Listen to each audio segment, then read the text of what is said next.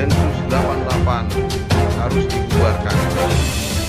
Itulah pernyataan Fadly Zon yang banyak menuai kecaman dari saya sendiri adalah orang yang turut mengecam dibubarkannya Densus 88. Oke, mari kita simak beberapa pihak yang memberikan suatu pernyataan statement terhadap Fadly Zon dan beberapa pihak. Mari kita simak.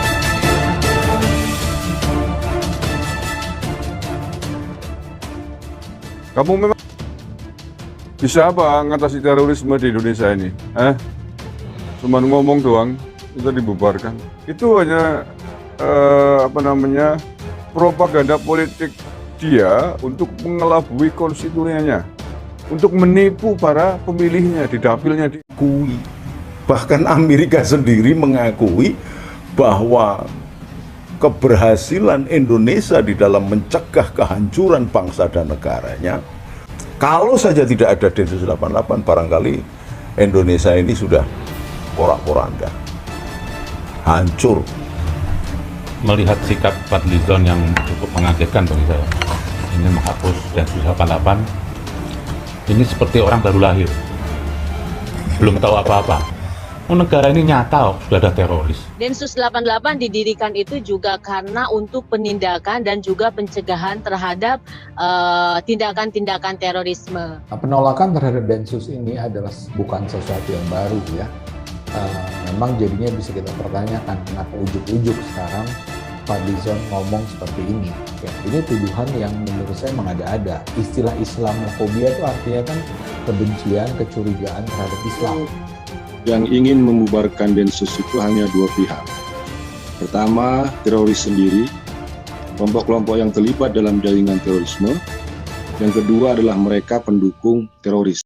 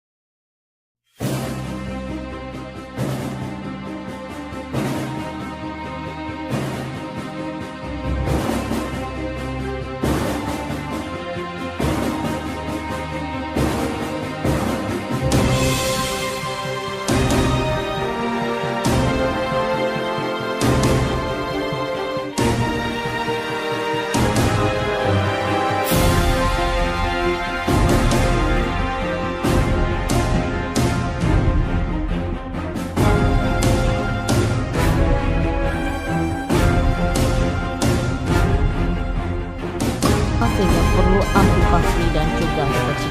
Yang jelas terorisme dan radikalisme itu nyata dan mengancam integrasi dan keutuhan negara ini. Ngawur kalau minta Densus 88 dibubarkan, justru di tengah ancaman dan bahaya rasa itu, mestinya peran Densus 88 diperkuat, ujar Ramadan. Lebih lanjut, Kepala Badan Nasional Penanggulangan Terorisme atau BNPT Boy Rafli Amar merespon pernyataan anggota DPR dari fraksi Gerindra Fadly Zon yang ingin Densus 88 anti teror dibubarkan. Densus 88 menurutnya menjadi penegak hukum dan penyidik kejahatan terorisme. Ya, tentunya dalam sistem penanggulangan terorisme, penegak hukumnya harus dilaksanakan oleh Densus. Densus kan harus tetap dibutuhkan dalam konteks penegakan hukum kejahatan terorisme. Nanti kalau dibubarkan, yang melaksanakan penegakan hukumnya siapa?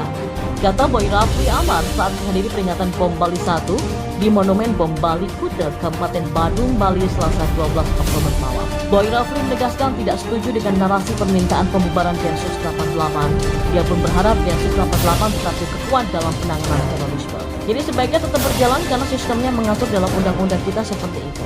Seperti kami di BNPT, kita banyak fokus di bidang pencegahan, kerjasama, koordinasi dalam konteks penanggulangan yang berbasis penuh kepada pembangunan kesejahteraan, membangun kesadaran masyarakat agar waspada. Yang menyidik kejahatan terorisme tetap Densus 88, ujar Boy.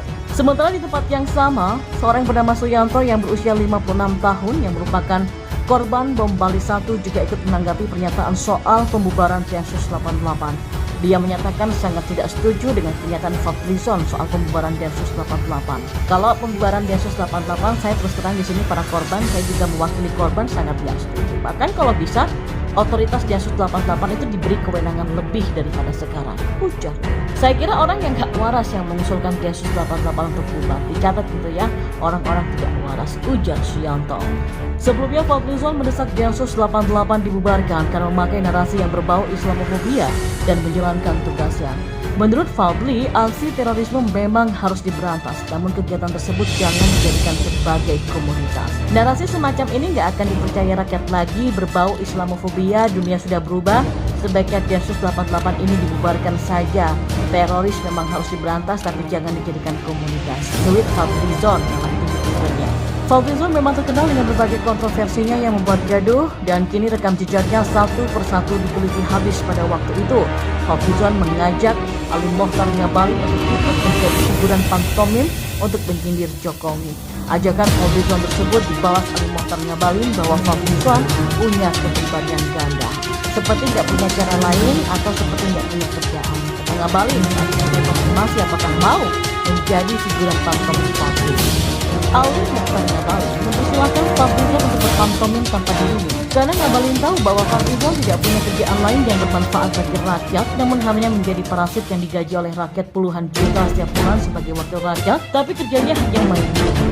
Pak Ngabalin menilai performance seni Fadli tidak pada tempatnya, mengingat apa yang dikritiknya merupakan sebuah bentuk penegakan hukum. Sebagai mantan anggota DPR RI, saya tidak pernah menemukan ada pimpinan parlemen yang aneh hanya untuk sebuah penghinaan pada pendapat hukum dan keadilan kita, kata Ngabalin.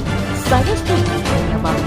Sedih punya wakil ketua DPR kelungu berganda-ganda, tapi mau bilang apa lagi? Metallica bilang, share, dan bagi Anda yang belum tahu, Fadlizon ini bersama rekan-rekan nyinyirannya seperti Ahmad Dhani, Fauzi Baadila, Sang Alang, Dedi Sulaiman, Dena Warisman, dan Ustadz Dery membuat video klip Tangan Besi. Dalam pembuatan video ini, Fadlizon berdandan ala dalam make up itu ada titik-titik hitam semacam air mata. Fadlizon bilang air mata itu mewakili masyarakat yang terintimidasi, orang-orang yang dipersekusi, dikriminalisasi, di mana kebebasan berpendapat, berserikat, dan berkumpul yang dijamin konstitusi dan undang-undang ditindas oleh penguasa Jokowi. Fadlizon CS pun dibedak putih dan memakai gincu, padahal Fadlizon ini adalah wakil ketua DPR. Sangat tidak pantas berdandan seperti badut begitu hanya demi menyindir Jokowi. Lirik lagunya juga memojokkan pemerintah Jokowi dengan kata-kata penguasa durjana menindas segala cara. Mereka ini buta mata dan buta hati. Fadlizon mengkritik pemerintah sebagai tangan besi. Apa dia lupa buta yang tangan besi itu yang menembaki ratusan ulama di Tanjung Priok, yang menculik aktivis dan yang menembak mahasiswa sampai tewas mata melotot dan mulut menganga. Semuanya serba terbalik. Seolah-olah pemberedelan media massa hanya terjadi di era Jokowi. Seolah-olah Didi Dukul yang bikin puisi-puisi pemerintah hilang di era Jokowi. Seolah-olah Marsina yang aktivis buruh itu dibasmi di era Jokowi. Dan seolah-olah hanya di era Soeharto kita bisa Facebookan bacotin kejelekan presiden, dan seolah-olah juga hanya di era Soeharto kita masih hidup di tagar ganti presiden, dan seolah-olah indahnya demokrasi hanya di era Soeharto ini. Wakil ketua DPR yang tidak punya, mestinya dia mendukung pemerintah di DPR, tapi karena haus kekuasaan dan ingin berkuasa maka nalar semakin hilang dan selalu mengatasnamakan masyarakat atau rakyat yang mendapatkan. Si Fadlizon ini memang tidak layak jadi